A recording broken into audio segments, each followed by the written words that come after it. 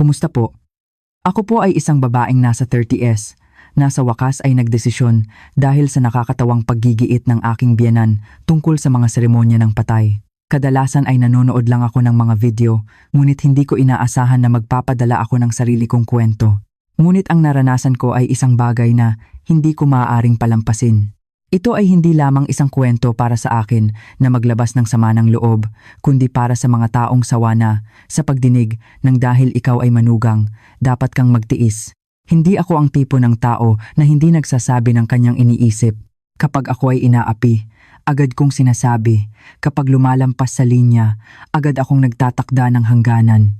Kaya't sinasabi ng mga tao sa paligid ko na ako ay magiging isang matapang na manugang kapag ako ay nagpakasal. Ngunit sa akin, hindi ko iniisip na mali ang aking mga kilos.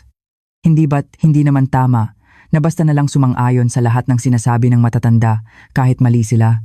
Kung ang mga matatanda ay kumilos ng maayos, walang dahilan para magreklamo ang mga nakababata. Ngunit minsan, ang ilang matatanda ay hindi kumikilos ayon sa kanilang edad. Sa ganoong sitwasyon, hindi ba't may karapatan din ang mga nakababata na magsalita? Ito ang aking paniniwala at naisip ko na kapag ako ay nagpakasal at nakilala ang isang masamang biyenan na magpapahirap sa akin o mag-uutos ng mga walang saysay na gawaing bahay, hinding-hindi ako magtitiis at magsasabi ng aking iniisip ng direkta. Ngunit nang ako ay ikasal, hindi ako nakakilos ayon sa aking iniisip. Nakita ko ang mga babae na nagtitiis ng hindi makatarungang pagtrato at hindi makapagsalita at hindi ko sila maintindihan. Ngunit nang maranasan ko ang ganoong sitwasyon, naunawaan ko na may iba't ibang dahilan kung bakit hindi sila makapagsalita. Sa totoo lang, ang aking ina ay napakasakit noon. Kaya't nagtiis ako dahil ayaw kong mag-alala siya.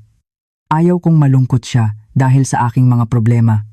Lalo na't napakasakit niya. Nagtiis ako para sa aking ina, hindi dahil sa takot sa aking biyenan, at pinalampas ko na lang ang mga bagay. Sa pangalan ng kasal, bilang isang matanda, bilang isang pamilya, hayaan na lang natin itong isang beses. Ilang beses akong nagbulag-bulagan at iyon ang naging ugat ng problema. Hindi niya alam na pinalampas ko na lang at patuloy siyang humingi ng walang saysay na seremonya ng patay. At ang nagtulak sa akin na sumabog ang aking pasensya ay ang tawag sa telepono sa araw na ang aking ina ay nasa bingit ng kamatayan. Nais mo bang malaman kung ano ang sinabi ng aking biyenan sa akin at kung paano ko binaligtad ang seremonya ng patay ng aking biyenan? Sasabihin ko sa iyo ngayon. Magsisimula na ang aking kwento. Ako ay isang tao na nangangarap ng isang pag-ibig na nagsisimula ng natural, tulad ng aksidenteng pagbangga sa kalye o paghawak ng parehong libro sa isang cafe at magkatinginan. Sa totoo lang, ang mga blind date at marriage agency ay hindi ang aking estilo. Minsan, kapag may nagsasabi na may magandang lalaki sa paligid, pinipilit nila akong makipagkita at nakipagkita ako ng ilang beses. Ngunit sa tuwing nangyayari iyon, mas lalong lumalabas ang ideya na hindi talaga ako para sa mga blind date. Bakit? Hindi lamang ito isang natural na pagkikita, ngunit higit sa lahat, hindi sila ang aking estilo. Ang mga kondisyon ay maganda, ngunit hindi magkatugma ang aming usapan, o ang usapan ay maayos, ngunit ang tao mismo ay hindi ko gusto. Lahat sila ay mabait at magagandang tao, ngunit kung hindi kayo magkatugma, hindi kayo magkakasama, tama ba? Kaya't lagi akong nabibigo sa mga blind date. Ngunit mahirap ding umasa na lamang sa natural na pagkikita. Ang makilala ang estilo ng lalaki na gusto ko ng aksidente tulad ng sa mga drama ay halos isang himala sa totoong buhay. Isang araw, maingat na nagsalita ang aking ina. Hindi ka ba magpapakasal? Gaano ka nakatanda? Kailan ka pa magiging ganito? Bakit na naman? Magpakasal ka na at ipakita sa akin na masaya ka. Para kapag ako ay namatay, makakapikit ako ng mapayapa. Ina, bakit ka nagsasalita ng ganyan? Mayroon ka pang maraming taon sa buhay. Marami? Lahat ng kaibigan ko ay lola na. Tanong sila ng tanong kung kailan ka magpapakasal. Napakasarap magyabang ng kanilang mga apo sa harap ko at ako lang ang walang apo. Kailan ka ba magpapakasal? Sinubukan kong pagtawanan ito dahil hindi ko pa nakita ang aking kapareha. Darating din ang aking kapareha balang araw. Sinabi ng aking ina, kailan pa darating iyon? Huwag kang ganyan, aayusin ko ang isang date para sa iyo, kaya't mag-date ka sa weekend. Sa tuwing nangyayari iyon, nagrereklamo ako na ayaw ko talaga sa mga formal na pagkikita batay sa mga kondisyon. Sa tuwing nangyayari iyon, nagsasalita ang aking ina nang may pag-aalala sa kanyang mga mata. Kung magpapakasal ka kaagad, magkaroon ng mga anak, at maging masaya, hindi ba ako makakapikit ng mapayapa kapag ako ay namatay? Sa tuwing naririnig ko ang mga ganoong salita, iniisip ko, nagsisimula na naman siya, at umiling ako. Ito ay isang malayong hinaharap pa, ngunit patuloy siyang nag-aalala tungkol sa kanyang pagkamatay. Nag-aalala siya kung paano ako mabubuhay ng mag-isa nang wala siya. Sa mga salitang iyon, naramdaman ko ang bigat sa aking dibdib. Ako ay nabuhay kasama ang aking ina pagkatapos maghiwalay ang aking mga magulang. Matagal na kaming walang ugnayan ng aking ama at wala akong alam tungkol sa kanya. Ang aking ina lamang ang aking pamilya. Siya ay tunay na natatangi at mahalaga sa akin.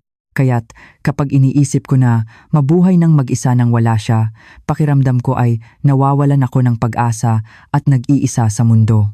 Kaya't gusto ko ring makahanap ng kapareha at magsimula ng isang matatag na pamilya. Ngunit ayaw kong pilitin ang sarili ko na makipag-usap sa isang tao na hindi ko gusto sa isang blind date o arranged marriage. Ang kasal batay sa mga kondisyon ay hindi ang aking estilo. Nais kong maniwala sa isang relasyon na unti-unting lumalabas ng natural. Isang araw, nagsimulang sabihin ng aking ina na masakit ang kanyang katawan. Kaya't sinabi ko sa kanya na pumunta sa ospital kung masakit. Sa tuwing nangyayari iyon, sinasabi niya na pagod lang siya at magiging maayos pagkatapos matulog ng mahimbing. Kaya't sa simula, hindi ko ito masyadong pinansin. Kahit na nakita ko ang aking ina na matagal nang inuubo, nawawalan ng gana sa pagkain, at palaging nakahiga, naisip ko na malala lang ang kanyang sipon. Kaya't dinala ko ang aking ina sa ospital at binigyan siya ng gamot. Ngunit kahit na ininom niya ito ng ilang araw, walang pagbabago. Sa halip, mas lalo siyang pumayat at ang kanyang kalusugan ay lumala. Naramdaman ko na may mali, kaya't sinabi ko sa aking ina na pumunta sa ibang ospital. Ay, bakit pa sa ospital? Ayos lang ako. Ganyan talaga kapag tumatanda. Sa tuwing pinipilit niya ang kanyang sarili, nakakabaliw talaga. Hindi lamang ang aking ina, ngunit maraming magulang ay ganoon. Dapat silang pumunta sa ospital agad kapag masakit, ngunit hinahayaan nilang lumala ang sakit bago sila pumunta. Kahit masakit, tinitiis nila at sinasabi sa kanilang mga anak na ayos lang sila at ganyan talaga kapag tumatanda. Alam ko na sinasabi nila iyon dahil ayaw nilang mag-alala ang kanilang mga anak, ngunit ang mga anak na nakakakita nito ay lubhang nababahala. Ang aking ina ay hindi rin ang tipo ng tao na nagsasabi na masakit siya at tinitiis niya ang sakit nang hindi umiinom ng pain reliever. Ito ay isang malayong hinaharap pa, ngunit patuloy siyang nag-aalala tungkol sa kanyang pagkamatay. Nag-aalala siya kung paano ako mabubuhay nang mag-isa nang wala siya. Sa mga salitang iyon, naramdaman ko ang bigat sa aking dibdib. Ako ay nabuhay kasama ang aking ina pagkatapos maghiwalay ang aking mga magulang. Matagal na kaming walang ugnayan ng aking ama at wala akong alam tungkol sa kanya. Ang aking ina lamang ang aking pamilya. Siya ay tunay na natatangi at mahalaga sa akin. Kaya't kapag iniisip ko na mabuhay ng mag-isa nang wala siya, pakiramdam ko ay nawawalan ako ng pag-asa at nag-iisa sa mundo. Kaya't gusto ko ring makahanap ng kapareha at magsimula ng isang matatag na pamilya, ngunit ayaw kong pilitin ang sarili ko na makipag-usap sa isang tao na hindi ko gusto sa isang blind date o arranged marriage. Kaya't dinala ko siya sa ospital at binigyan siya ng gamot sa sipon, ngunit habang lumilipas ang mga araw, lumala ang kanyang kalusugan at naramdaman ko ang kaba sa aking dibdib. Dapat kong sabihin na iba ang pakiramdam ko ngayon. Ang bilang ng beses na siya ay humihingal ay kapansin-pansing dumami at nakita ko rin siyang humawak sa dingding pagkatapos tumayo sandali sa kusina. Sa sandaling iyon, naramdaman ko na may mali. Naramdaman ko ang hindi magandang pakiramdam at mabilis kong dinala ang aking ina sa isang malaking ospital. Ay, wala lang iyan. Bakit ka nag-aalala? Walang mangyayari. Sayang lang ang pera. Sinabi ng aking ina na nag-aalala ako, ngunit hindi niya maitago ang kanyang kaba. Tila naramdaman niya na hindi ordinaryo ang kanyang kalusugan. Niyakap ko ng mahigpit ang kamay ng aking ina at naghintay ng mga resulta ng pagsusuri. Pagkaraan ng ilang sandali, ginawa ang blood test, CT scan at biopsy at naghintay kami ng mga resulta ng ilang araw. Ang panahong iyon ay pakiramdam ko ay tumagal ng ilang buwan. At pagkaraan ng ilang araw, bumalik kami ng aking ina sa ospital upang pakinggan ang mga resulta. At lumabas sa bibig ng doktor ang mga salitang mahirap paniwalaan. Ang resulta ng pagsusuri ay cancer. Sa isang salita na iyon, tila tumigil ang aking mundo. Agad na nawala ang lahat ng nasa isip ko. Wala akong matandaan sa anumang karagdagang paliwanag ng doktor. Ang isang salitang iyon, cancer, ay tila patuloy na umalingaw-ngaw sa aking tainga. Ang aking ina ay nakaupo rin na may parehong ekspresyon. Kami, ang dalawang mag-ina, ay nawalan ng kakayahang mag-isip ng makatotohanan sa ganoong kakilakilabot na balita. Sa isang banda, naisip ko, ito ay isang panaginip. Imposible, may mali. Hindi, gusto kong isipin iyon. Ngunit sa sandaling nakita ko ang nanginginig na kamay ng aking ina, naunawaan ko, ayaw kong tanggapin. Ngunit ito ang katotohanan. At naramdaman ko na bumagsak ang aking mundo. Ang pinakamahalagang tao sa aking mundo ay nakaupo sa upuan ng ospital at kalmado na sinabi ng doktor na mayroon siyang cancer. Sa araw na iyon, ganap na nagbago ang direksyon ng aking buhay. Pauwi galing sa ospital matapos masuri ang cancer, patuloy na nanginginig ang aking mga kamay sa manibela. Ngunit sa harap ng aking ina, kumilos ako na parang walang nangyari. Hindi rin ako umiyak. Lihim akong sumisilip sa aking ina. At pagkatapos ay sumigaw ako, "Ina, huwag kang mag-alala. Ayos lang. Gaano na ba kaganda ang medisina ngayon? Ang cancer ay walang big deal. Magaling ka kapag nagamot ka ng maayos." Ang aking boses ay sinubukan kong maging kalmado at normal hanggat maaari, ngunit sa totoo lang, ang aking loob ay lubos na nasisira. Sa balita ng cancer, kinabahan ako at tinanong ang doktor ng iba't ibang bagay. Gaano na kalayo ang pagkalat? Ano ang dapat kong gawin? Magiging maayos ba siya pagkatapos ng paggamot? At iba pa, kalmado na ipinaliwanag ng doktor. Sa kabutihang palad, tila hindi mabilis ang pagkalat, ngunit ang problema ay hindi maliit ang laki ng tumor. Sinabi niya na dapat simulan ang paggamot kaagad, at mas maaga simulan ang paggamot, mas mataas ang posibilidad ng paggaling. Ang mga salitang sa kabutihang palad at kaagad ay tumama sa akin ng sabay. Ang aking damdamin ay halo-halo, hindi ko alam kung dapat akong makaramdam ng ginhawa o mas lalo akong kabahan. Ayon sa doktor, dahil matanda na ang aking ina, mahirap magbigay ng tiyak na sagot. Gayunpaman, sinabi niya na mas mainam na simulan ang paggamot kaagad at kaagad naming sinabi ng aking ina na sisimulan namin ang paggamot doon mismo. Pagkatapos, sinabihan kami na makikipag-ugnayan sila sa amin kapag naayos na ang schedule ng paggamot at umuwi na kami. Pauwi at pagdating namin sa bahay, patuloy kong pinagmamasdan ang reaksyon ng aking ina. Sinubukan kong kumilos na parang walang nangyari upang hindi niya seryosohin ang sitwasyon. Ngunit iba ang aking ina. Sa kabila ng aking mga pagsisikap, hindi siya gaanong nagpakita ng sigla. Pagkatapos ng diagnosis, kapansin-pansing nabawasan ang kanyang pagsasalita at siya ay nakaupo lang, nakatingin sa kawalan kahit na nakabukas ang TV o ibinababa ang kanyang mga chopstick habang nakaupo sa hapagkainan. Pagkaraan ng ilang araw, isang gabi, pumunta ako sa kusina upang uminom ng tubig at narinig ko ang aking ina na humihikbi sa kanyang silid. Sa pagkabigla, binuksan ko ang pinto at sinilip ang aking ina. Nang pumasok ako sa silid, mabilis na pinunasan ng aking ina ang kanyang luha at sinubukan niyang itago ang kanyang kalungkutan. Ngunit agad siyang nagsalita na parang gumuho. "Anak ko, anong gagawin mo? Kapag ako ay namatay, mag-isa ka na lang sa mundo." Sa mga salitang iyon, naramdaman ko ang bigat sa aking dibdib. Nilunok ko ang aking luha at tinanong kung bakit siya nagsasabi ng ganoon at nag-aalala ang aking ina. Paano kung may mangyari sa akin habang ginagamot o inooperahan? Kung may mangyari sa akin, mag-isa ka na lang, paano ko makakapikit ng mapayapa? Umiyak siya ng parang bata. Ang kanyang hitsura ay nakasakit sa aking puso at agad akong umupo sa tabi ng aking ina at hinawakan ang kanyang kamay. Hindi mangyayari iyan. Magiging maayos ang lahat. Makakayanan mo ito. Sinubukan kong ngumiti habang sinasabi iyon, ngunit ang luha ay dumaloy din sa aking mga mata. Sa totoo lang, natatakot din ako. Paano kung may mangyari sa aking ina? Paano kung may mangyari habang nasa operasyon? Paano kung hindi niya kayanin ang chemotherapy?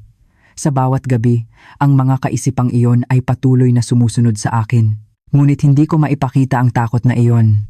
Dahil kung manginig ako, mas lalong guguho ang aking ina, kaya't mas lalo akong nagpakatatag. Ngunit ang malinaw ay mula noon. Ang bawat araw ko ay naging panahon ng pakikipaglaban sa takot. Sa araw na nasuri ang kanser ng aking ina, ang aking araw ay umiikot sa schedule ng ospital. Pagpapayo sa petsa ng operasyon, pagtitiyak ng plano ng paggamot, pamamahala ng dieta, at pag-aayos ng siguro.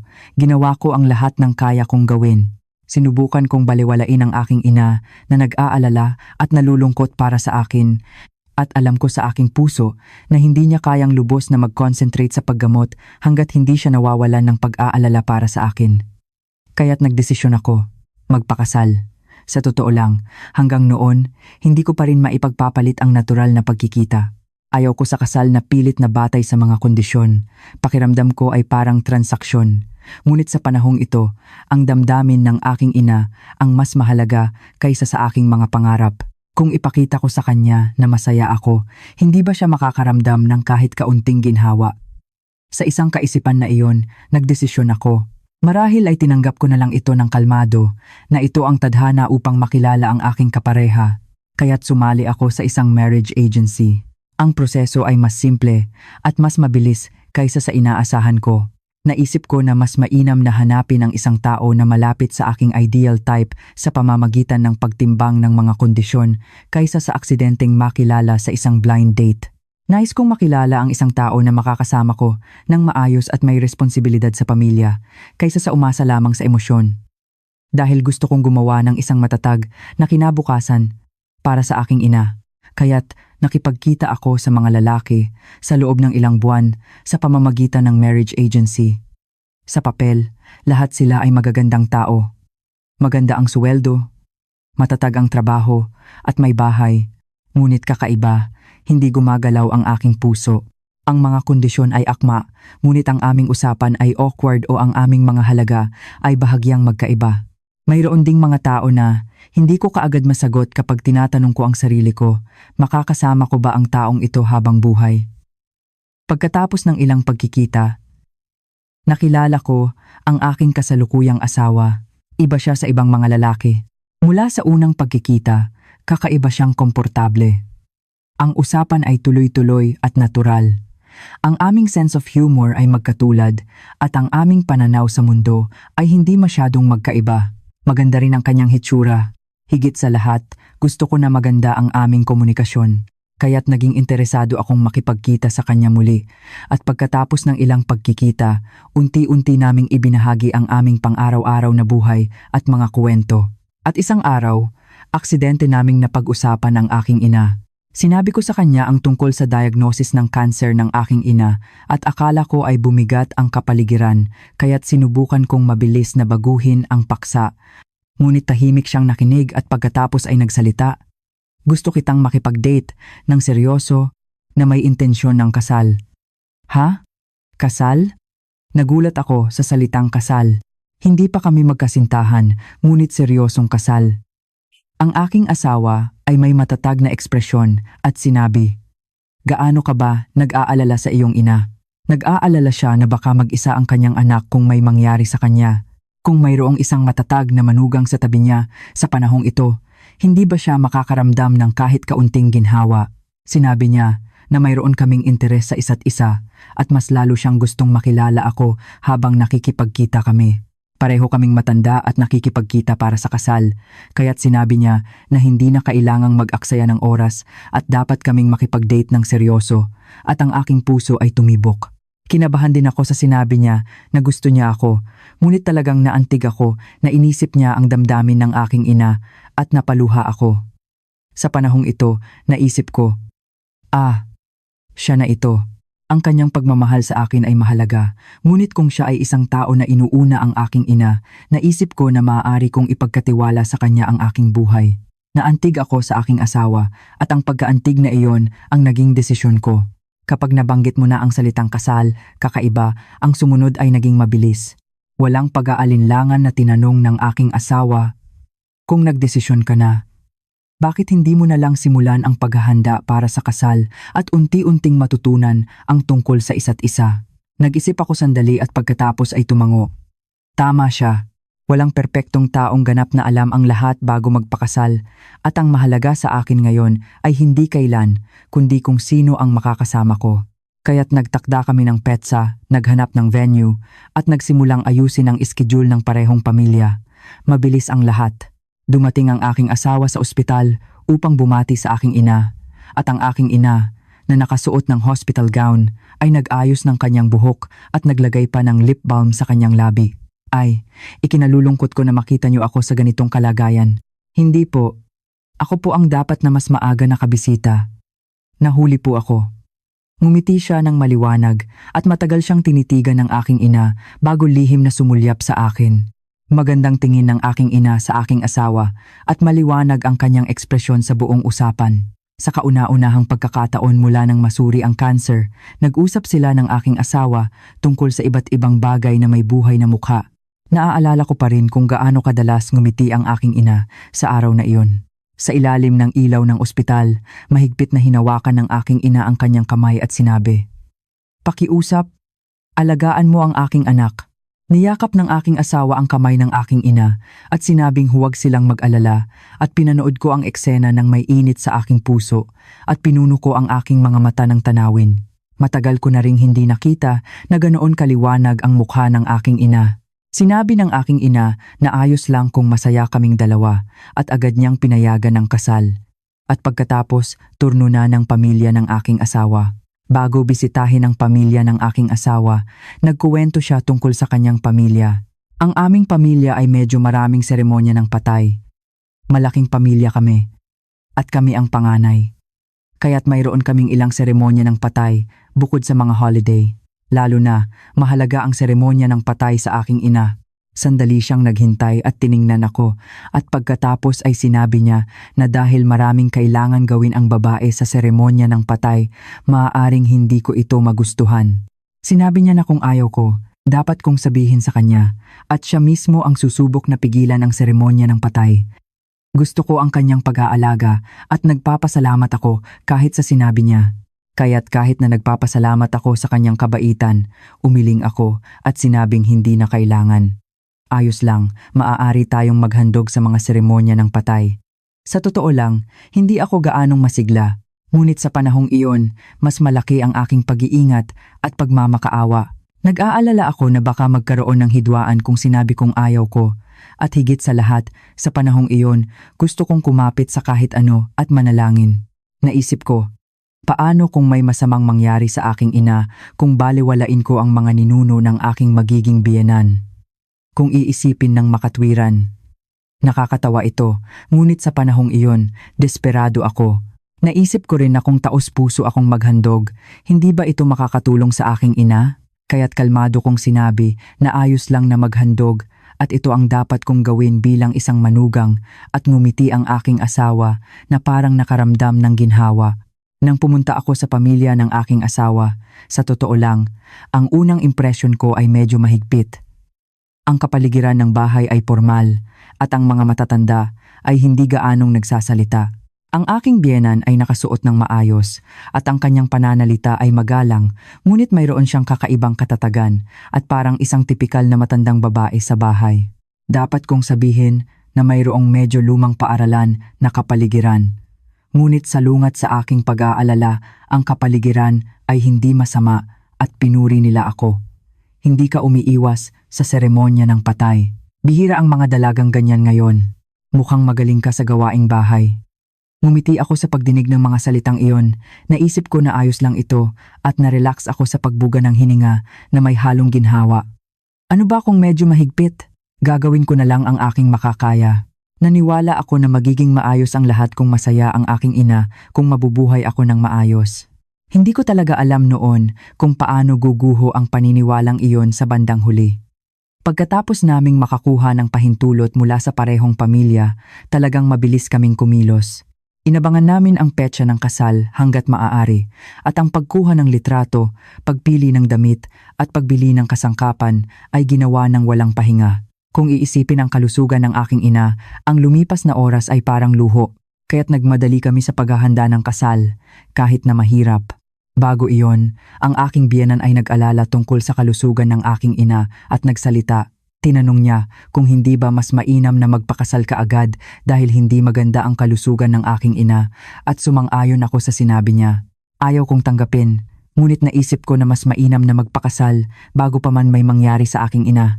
Sa ganoong paraan, naisip ko na sa anumang sitwasyon, makakapahinga ng mapayapa ang aking ina nang walang pag-aalala para sa akin.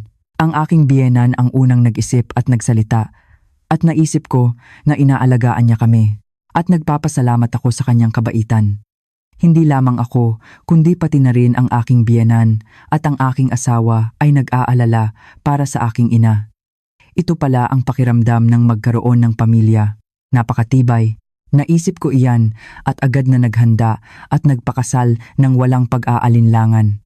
Ang aking ina ay nasa chemotherapy, ngunit sinubukan niya ng husto na dumalo sa kasal ng kanyang nag-iisang anak na babae at itinago niya ang kanyang sakit at umupo sa upuan ng magulang nang mas maganda kaysa kailanman. Ang ekspresyon ng kanyang mukha sa araw na iyon ay hindi ko pa rin nalilimutan. Ang kanyang mukha na nagsisikap ng ngumiti kahit na mahirap, ang kanyang boses na bumubulong, maging masaya habang mahigpit na hawak ang aking kamay. Sa araw na iyon, nangako ako sa sarili ko na magiging masaya ako sa harap ng aking ina, anuman ang mangyari. Pagkatapos ng kasal, ang aking pang-araw-araw na buhay ay umiikot pa rin sa ospital at bahay. Sinubaybayan ko ang iskedyul ng paggamot, inayos ang dieta, at pinamahalaan ang mga side effect ng chemotherapy. Sa kabutihang palad, unti-unting gumagaling ang aking ina. Maayos ang operasyon, at mas mahusay siyang nakayanan ang chemotherapy kaysa sa inaasahan. Sa tuwing bahagyang bumubuti ang kanyang blood test results, ngumingiti kami ng aking ina sa isa't isa. Masaya sila at sinabi, siguro ito ang ganti ng pagiging positibo nang hindi sumusuko. Naniniwala rin ako doon. Kung magpatuloy kaming magtiis, makikita rin kami ng Diyos. Ganoon ang naisip ko. Sa kabila ng lahat, patuloy kong pinamahalaan ang mga seremonya ng patay ng pamilya ng aking asawa nang walang palya. Napagtanto ko na ang sinabi ng aking asawa bago kami ikasal na medyo marami ang seremonya ng patay ay kasinungalingan. Hindi lang ito medyo, sobrang dami nito. Ang mga holiday ay natural. Ngunit mayroon ding mga lolo't lola sa tuhod at mga tiyo. Huminto ako sa pagbilang kung ilang beses akong naghanda ng mesa sa isang taon. Ang problema ay halos lahat ng paghahanda ay sa akin. Sabi nila, naghahanda kami ng biyenan, ngunit iba ang katotohanan. Pinamahalaan ako ng aking biyenan sa bawat maliit na detalye at nagtrabaho ako ng parang may 10 kamay. Dapat manipis ang pagpapahid. Ayusin ang hugis. Nilasahan mo ba ang sabaw? Huwag mong hayaang mamatay ang kulay ng gulay. Ang aking asawa at iba pang kamag-anak ay nanonood ng TV o nag-uusap sa sala. Sa matatag na salita ng aking biyenan na hindi dapat magpakita ang lalaki ng anino sa kusina, ang aking asawa ay hindi nag-abala at masayang nagpahinga. Ang kapaligiran ng bahay ay tipikal na ang lalaki ay sa labas, ang babae ay sa kusina. Sa ganitong kapaligiran, gaano ba kahirap ito? Sa totoo lang, napakahirap nito na talagang bumaba ang aking timbang.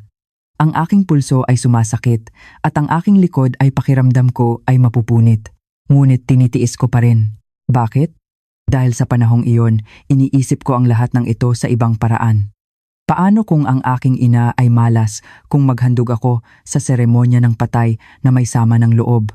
Ang kaisipang ito ay biglang dumating sa akin. Desperado ako, kaya't taos-puso akong nanalangin. Sa harap ng altar, ipinagdarasal ko na gumaling ang kanser ng aking ina. Ginawa ko rin ang mga pritong pagkain ng buong puso. Sa isang kaisipan na sana ang lahat ng aking pagsisikap ay mapunta sa aking ina. Mahirap ito, ngunit hindi ko naisip na hindi ito makatarungan at hindi ako nagreklamo. Nais kong gawin ang anumang kaya kong gawin.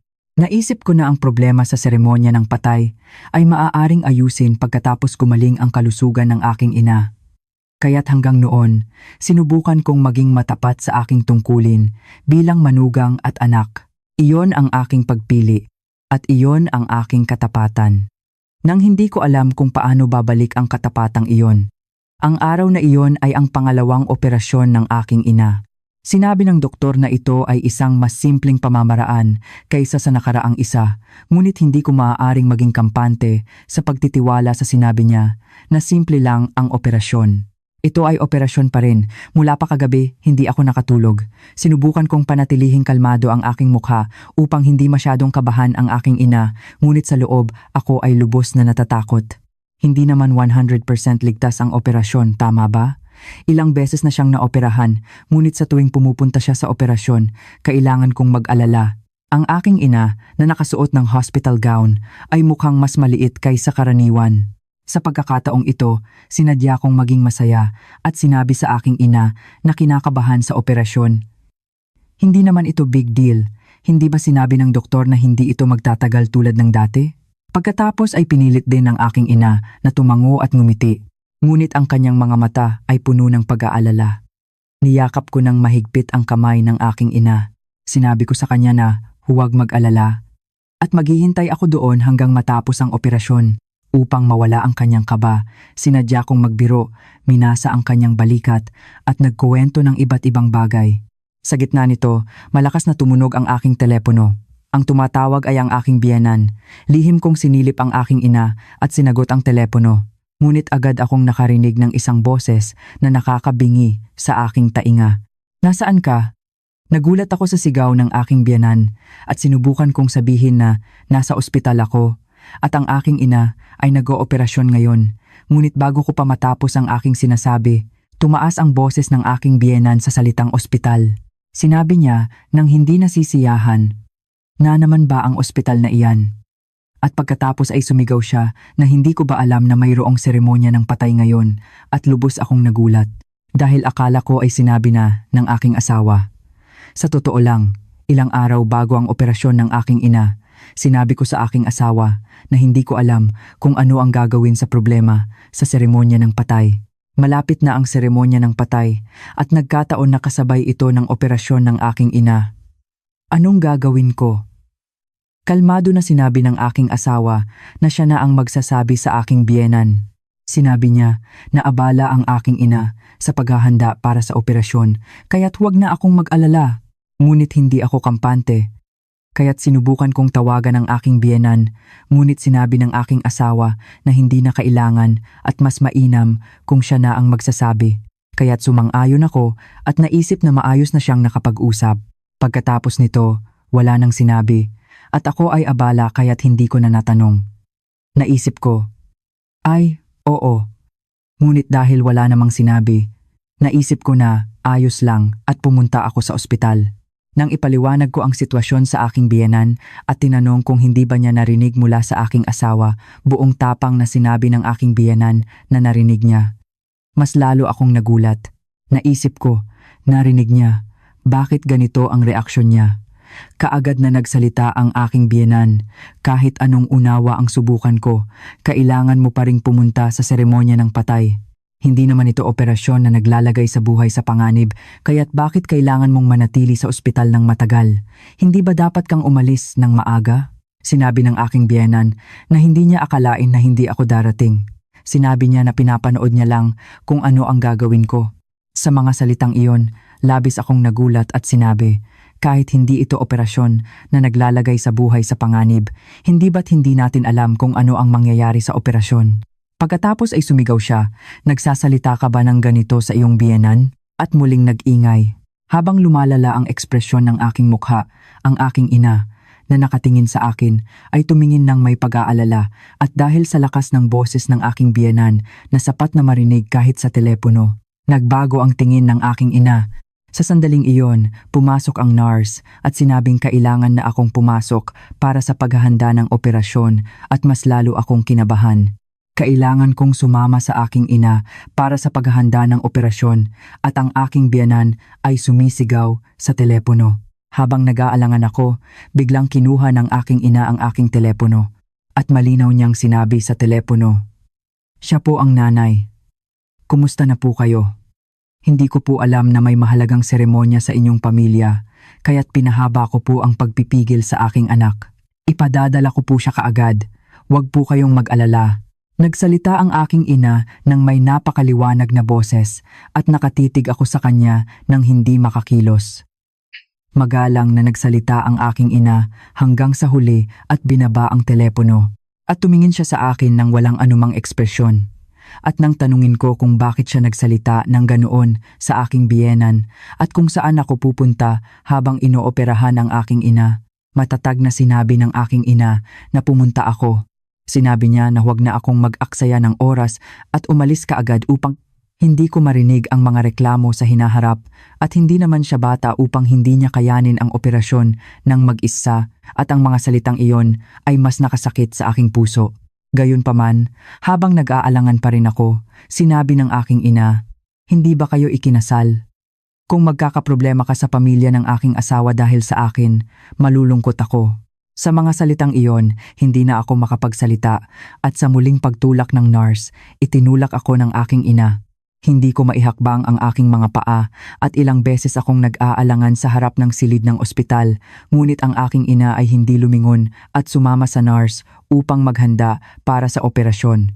Sandali akong tumayo doon at sa huli, lumabas ako na may luha sa aking mga mata at pumunta sa bahay ng aking biyenan. Pagdating ko sa bahay ng aking biyenan, malamig ang ekspresyon ng kanyang mukha. Agad akong nagsuot ng apron at abala sa paggawa ng pritong pagkain, paghalo ng gulay at pagluluto ng sabaw. Ngunit ang aking puso ay nasa operating room ng ospital. Ngunit hindi ako pinayagan ng aking biyenan na manatili. Patuloy siyang nagrereklamo. "Bakit ganito? Gumalaw ka ng mabilis. Kailan matatapos ang paghahanda ng pagkain kung ganyan ka? Kung normal." Baka nagsalita ako. Ngunit sa araw na iyon, wala akong lakas. Ang lahat ng aking atensyon ay nasa operasyon ng aking ina, ngunit malaki ang aking sama ng loob sa aking biyenan. Nakasakit sa aking puso na humingi pa ng tawad ang aking ina para sa akin at nasaktan ako na kailangan niyang yumuko dahil siya ay isang manugang at hindi isang anak. Ngunit patuloy kong ginawa ang aking trabaho ng tahimik para hindi ko na marinig ang mga kwento tungkol sa aking ina kung maging emosyonal ako. Ang seremonya ng patay sa araw na iyon ay pakiramdam ko ay mas matagal kaysa kailanman. Patuloy na gumagalaw ang aking mga kamay, ngunit ang aking puso ay tila nasa ilalim ng ilaw ng operating room. Sa araw na umuwi ako pagkatapos ng seremonya ng patay, sa kauna-unahang pagkakataon, naisip ko, napakasalba ako ng tama. Kahit gaano kahalaga ang seremonya ng patay sa pamilya, kailangan ba niyang kumilos ng ganoon sa araw ng operasyon ng aking ina? Gulong-gulo ang aking isip. Ngunit wala akong oras upang manatili sa kaisipang iyon. Nagpalit lang ako ng damit at agad na pumunta sa ospital. Matagumpay na natapos ang operasyon at ang aking ina ay nakahiga sa recovery room. Nakasuot siya ng oxygen mask at mahinang nakahiga at sa kabutihang palad, walang problema ang operasyon. Naisip ko na sapat na iyon. Habang hawak ko ang kamay ng aking ina at nakaupo ng matagal, biglang naisip ko ang aking biyenan. At naisip ko na hindi ko dapat palampasin ang bagay na ito. Dahil sa aking ina, wala akong oras na makipagtalo kaagad, ngunit nagdesisyon ako na siguradong sasabihin ko sa aking biyenan sa ibang pagkakataon. Kaya't lumipas ang ilang oras, patuloy ang paggamot ng aking ina. At ako ay nabuhay sa pagitan ng ospital at bahay. At muling dumating ang araw ng seremonya ng patay. Kinabukasan ay seremonya ng patay, kaya't lumabas ako upang mamili ng maaga. Inilagay ko ang lahat ng sangkap sa cart, mga sangkap para sa pritong pagkain, gulay at sabaw, at habang nakatayo ako sa harap ng cashier, tumunog ang aking telepono. Nang makita ko ang salitang ospital sa screen, biglang bumagsak ang aking puso. Mabilis kong sinagot ang telepono at sinabi ng nurse na malala ang kalagayan ng aking ina at dapat akong pumunta sa ospital kaagad. Dahil sa sobrang bigla, tinanong ko kung ano ang nangyari at sinabi niya na ang kanyang kondisyon ay hindi matatag dahil sa malubhang side effects at ang mga salitang iyon ay tila bumibingi sa aking tainga. Hindi ko na natapos ang pagbabayad at iniwan ko ang aking mga pinamili at tumakbo. Nanginginig ang aking mga kamay habang nagmamaneho, kaya't kailangan kong hawakan ng mahigpit ang manibela. Pagdating ko sa ospital, talagang hindi maganda ang kalagayan ng aking ina. Mabilis na tumutunog ang tunog ng makina sa ICU at abala ang mga doktor. Ina, anong gagawin ko sa aking ina? Nang makita ko ang aking ina na nakapikit sa likod ng salamin, nanghina ang aking mga tuhod. Umiyak ako at nanalangin sa aking puso na sana'y magising siya at magpakita ng kahit kaunting reaksyon sa aking boses. Sa sandaling iyon, muling tumunog ang telepono at ang tumatawag ay ang aking biyenan. Biglang naramdaman ko na parang nawawalan ako ng hininga. Nag-alinlangan ako kung sasagutin ko o hindi, ngunit naisip ko na mas mainam na ipaalam ang sitwasyong ito, kaya't sinagot ko ang telepono. "Nasaan ka?" Sa malamig na boses, huminga ako ng malalim at ipinaliwanag ang sitwasyon. At pagkatapos marinig ang aking sinabi, ang agad na sinabi niya ay, "Hindi mo ba nalimutan ang seremonya ng patay ng iyong biyenan?" Sandali akong nawalan ng imik, ngunit muli kong ipinaliwanag ang malubhang sitwasyon. Sinabing kritikal ang kalagayan ng aking ina at marahil ay hindi ko magagawa ang paghahanda ng seremonya ng patay bukas. Pagkatapos ay nanahimik siya sandali at pagkatapos ay nagsalita ang aking biyenan, "Kailangan mo munang alagaan ang seremonya ng patay bago mo ilibing ang iyong ina."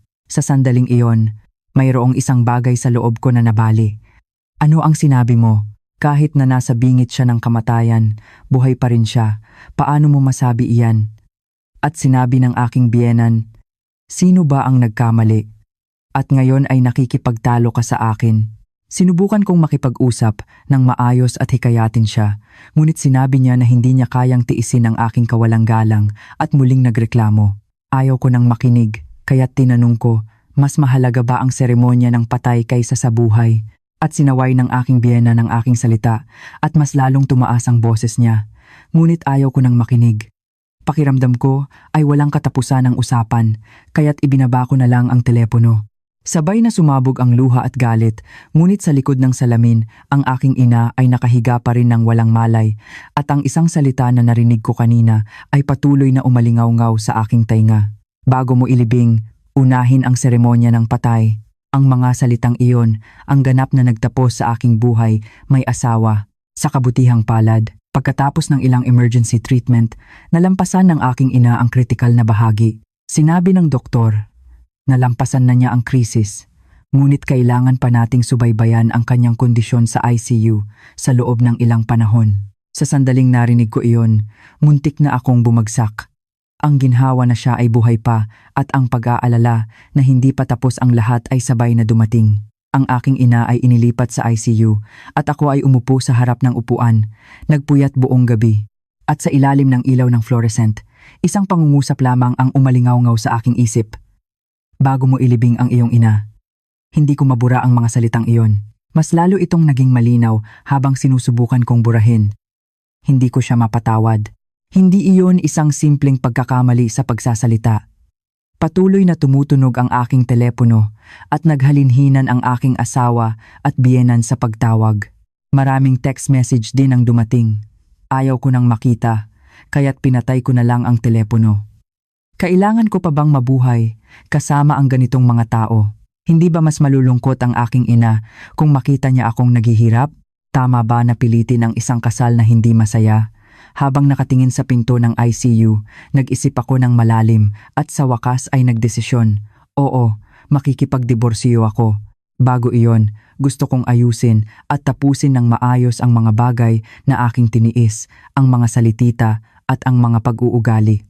Pakiramdam ko ay mas magiging panatag ako kung magbibigay ako ng tamang leksyon bago ako makipagdiborsyo. Kinabukasan, medyo matatag na ang kalagayan ng aking ina. Bahagyang bumuti ang kanyang blood count at sinabi ng doktor na nalampasan niya ang kritikal na bahagi, kaya't dapat akong makaramdam ng ginhawa. Huminga ako ng malalim at pagkatapos ay lumabas ng ospital at nagpunta sa isang tanggapan ng abogado. Ibinigay ko ang lahat ng aking nakolektang ebidensya, ang mga bagay na aking naitala at ang mga audio recording sa abogado at ipinaliwanag ang sitwasyon. Sinabi ng abogado na sapat na ito para sa diborsyo at habang hawak ko ang draft ng petisyon para sa diborsyo, nanginginig ang aking mga kamay, ngunit kakaiba, kalmado ang aking puso. Pakiramdam ko ay handa na akong tapusin ito. At sa gabing iyon, sinadya kong dumating sa oras ng seremonya ng patay ng pamilya ng aking asawa. Pagbukas ko ng pinto, bumuhos ang matalas na boses ng aking biyenan. "Anong oras na ba ito? Bakit hindi mo sinasagot ang telepono? Balak mo bang balewalain ang iyong asawa at biyenan? Alam mo ba kung gaano ako nahirapan dahil sa iyo?" Sa ganitong paraan, binabalewala mo ba ang seremonya ng patay ng iyong biyenan? Maaari mo pa bang tawagin ang sarili mo na manugang ng pamilya namin? Sinilip ko ang kusina at nakita na mayroon ng ilang pagkaing handa. Humihingal ang aking biyenan at sinabing nahirapan siya sa pagmamadali sa pamimili at paghahanda mag-isa at pagkatapos ay ibinato niya sa akin ang apron. Unahin mo ang seremonya ng patay at pagkatapos ay mag-usap tayo. Dali, maghanda ka na. Tumama ang apron sa aking dibdib at bumagsak sa sahig. Dahan-dahan ko itong pinulot at matagal ko itong tinitigan at pagkatapos ay hinawakan ko ito ng 2 kamay at pinunit. Malakas na umalingaw-ngaw ang tunog ng pagpunot sa sala at agad na nanlamig ang hangin. Nagulat ang aking biyenan at tinanong, "Anong ginagawa mo?" At naglakad ako patungo sa altar nang walang sinasabi. Mabilis na lumapit ang aking biyenan, ngunit huli na. Tumayo ako sa harap ng inihandang altar, sandaling tinitigan, at pagkatapos ay itinulak ko ang mesa gamit ang 2 kamay. Ang tunog ng mga plato na nababasag, ang tunog ng sabaw na tumatapon sa sahig, ang tunog ng mga prutas na gumugulong. Agad na naging magulo ang sala. Nang bumagsak ang altar at naging magulo ang sala, sumigaw ang aking biyenan nang malakas na parang mapupunit ang kanyang tainga. "Nabaliw ka na ba? Nabaliw ka na ba?" Huminga ako ng malalim at tinitigan siya ng tahimik. Kakaiba, hindi sumabog ang aking galit at nanatili itong malamig. At tinanong ko ang aking biyenan, mas mahalaga ba ang seremonya ng patay kaysa sa buhay? Ano ang saysay ng taos-pusong pagmamahal sa isang patay na tao? Dapat tayong maging mabuti sa mga buhay pa. Namula ang mukha ng aking biyenan at nagpatuloy ako sa pagsasalita. Para sa akin, mas mahalaga ang mga buhay kaysa sa mga patay. Ngunit alam kong patuloy kang magrereklamo tungkol sa seremonya ng patay. Sinabi ko iyan at binuksan ang aking bag. At sinabi ko, bago ako makipagdiborsyo, hindi ba dapat kong gawin ang aking huling tungkulin bilang manugang? Handa ko na ang seremonya ng patay para sa iyo. At inilabas ko ang larawan ng yumaong biyenan na inihanda ko sa aking bag at inilagay ko iyon sa altar na binaligtad at nagulo. Biglang kinabahan ng mga tao. Ano iyon? Umurong ang aking biyenan ng may gulat na mukha. Kalmado akong yumuko ng 2 beses sa larawan. Tumakbo ang aking biyenan ng may galit sa kanyang mga mata. "Baliw ka." Sumigaw siya ng iba't ibang pagmumura at sinubukan akong paalisin, ngunit matatag kong itinulak ang kanyang kamay. Nakita ng aking asawa ang eksena at sumigaw, "Baliw ka na ba?" "Tama na." Ibinato ko sa kanya ang sobre na naglalaman ng mga papeles ng diborsyo. Nakita ng aking asawa ang mga papeles ng diborsyo na bumagsak sa sahig at tinitigan niya ang mga ito ng walang imik at malinaw kong sinabi, "Hindi ko na kayang mamuhay kasama ang isang pamilya na nahuhumaling sa seremonya ng patay. Maghiwalay na tayo." Napakahalaga ba ng paggalang sa mga ninuno? Kung ganoon, ikaw mismo ang gumalang sa iyong mga ninuno. Bakit mo pinipilit ang anak ng ibang pamilya na maghandog sa seremonya ng patay? Wala sa pamilya ng aking asawa ang nakasagot sa akin. Pagkatapos ng mga salitang iyon, tinalikuran ko sila at walang sino man ang nakapigil sa akin. Sa totoo lang, habang lumalabas ako ng bahay, biglang naisip ko, paano kung malas ako dahil sa galit ng mga ninuno? Ngunit agad akong umiling. Sa buong panahon, gumising ako ng maaga upang magluto, sumakit ang aking pulso sa paghahalo ng gulay at naghandog ako ng taos puso. Naisip ko na marahil ay palalampasin nila ang huling kilos na ito sa dami ng aking katapatan. Mas mabilis ang diborsyo kaysa sa inaasahan. Ang aking puso ay nakakaramdam na ng paglayo at handa na ang mga ebidensya at papeles. At nakakagulat, mas lalong lumakas ang aking ina pagkatapos nito. "Tama ang diborsyo mo." Matatag na sinabi ng aking ina. "Kung wala ka, mag-isa ang aking anak, paano ko makakapikit ng mapayapa?" Mas naging aktibo siya sa paggamot kaysa bago kami magdiborsyo. Masigasig niyang sinunod ang chemotherapy, rehabilitasyon, at dieta. "Hindi ako mamamatay hanggat hindi nakakahanap ang aking anak ng magandang kapareha." Nagbiro siya, ngunit alam ko, ang pagmamahal ng aking ina ay nagpapakita bilang pagpupursige. At talagang kapansin-pansing bumaba ang laki ng cancer. Patuloy pa rin ang paggamot, ngunit malinaw na ang pag-asa. Natuto ako ng malinaw mula sa diborsyo. Ang pag-aalaga muna sa mga buhay pa ang tunay na tamang bagay. Kung mayroon sa inyo na bumabasa ng kuwentong ito na pinipigilan ang sarili dahil ikaw ay manugang, dapat kang magtiis, mangyaring protektahan ang iyong sariling buhay kahit isang beses. Umaasa ako na hindi kayo magtitiis ng mahirap na panahon tulad ko. Salamat sa pakikinig sa aking mahabang kwento.